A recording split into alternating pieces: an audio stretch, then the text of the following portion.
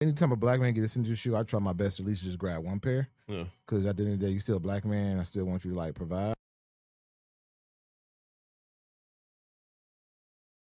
I got a couple pair of KDs, even though I'm not his biggest fan, but I still got a couple pair of his shoes. I got Curry's, I respect Curry a lot. I can't respect Under Armour. Under Armour did him no.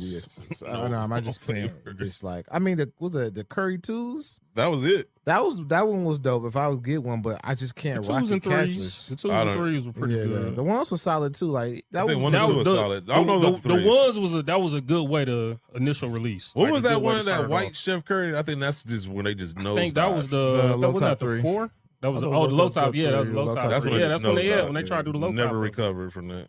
Internet trash that shit. I mean, any other we all seen all white low top shoes. LeBron 13s had an all white low top. Like we a lot of. Not all white low tops are built the same. Like I think the reason being that the internet they just because it was Steph Curry too. Riffs. Yeah, they caught the refs. You know what I mean? Like it also lends to which player it is as well. Like Steph Curry, that's an easy target. I mean, no, I don't think it's an easy target, but we also know Under Armour is particularly worn by a certain demographic. So but that shoe looking like that in that demographic. That's another reason why I say it's such an easy target. That was a layup to go after. Under Armour made a lot of missteps because you had that Tim Coppins who was talking about he was trying to go for a ghetto aesthetic around that time. God damn, that was racist. I mean, when the best news story is the worst news story.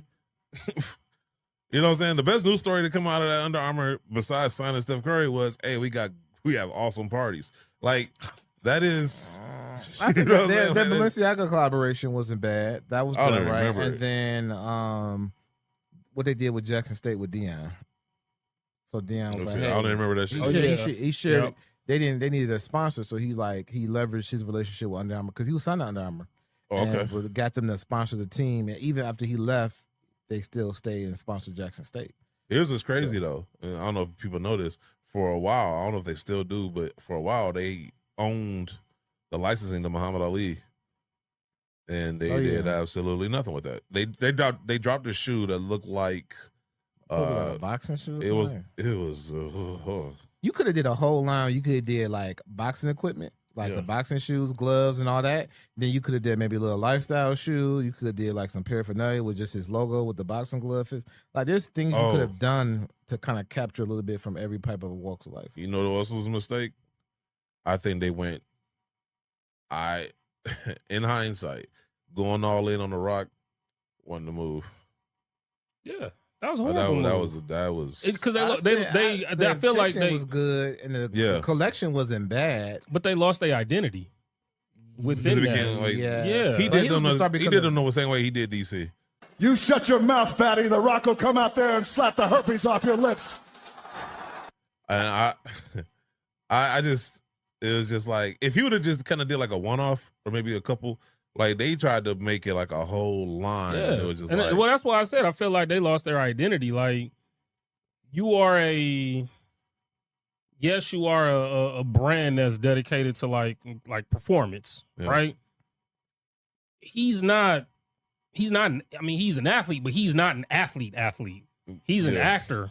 Like that's what he is. Like you need to attack athletes. Like that's who you're marketing to, right?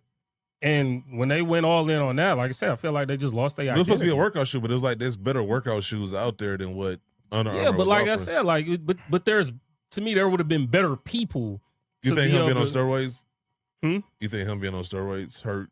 Like, because if you buying it for workout purposes, but you know he's on steroids, like, do you think that hurt?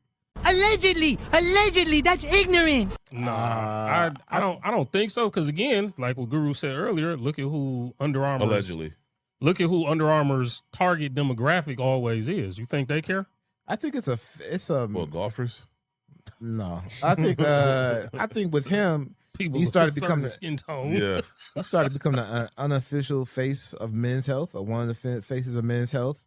Then he had his own tattoo, tattoo cream line, whatever. So they was like, okay, you got motion, right? Yeah. So let's pour it now. They should have eased themselves into it instead of just going all out on the I agree. You know what I'm saying? Like you all out. You look at if you look at all the history of signature athletes, like Nike didn't go all in on Travis Scott first shoe. They started doing stuff bigger gradually. Jordan first shoe They probably went like 40% hard on it. That's the pause of the day so far. Yeah. Boss, but would you count LeBron, Travis like Scott? even you gotta. We're gonna give you we're gonna do our just do with you, but we're gonna see how much of the work you're gonna pull, and then if you can sell 1 million shoes off of a 400 marketing budget, 1,000 marketers, then we don't got a problem dumping 1 million to you, because guess what? Even if we lose on that 1 million, your first run of shoes paid for your last marketing and this one. You know what I'm saying? But Travis Scott feels more like a collaborator than like a signature athlete. Well, and that's what I say is like when they lost their identity, because I feel like as a footwear brand, collaboration is where you want to start off at. Yeah. With The Rock, it wasn't a collaboration, and again, he's not an athlete. Like, people are only going to see The Rock either in a movie, which who say he's he actually posts his workouts, and I think he's not an athlete, and to be honest with you, for a while he had that motion, but I think people are just tired. I think him and Will Smith are in that same boat where I don't know if it's overexposure.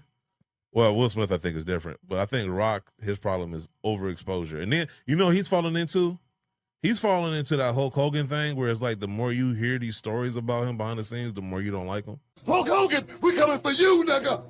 I should point out for the record, Stevie Ray, look at this. I think he's falling. There sounds like there's some entitlement from him. Like, and I think with that Rock shoe, there was very little Under Armour branding on it. Yeah, that too.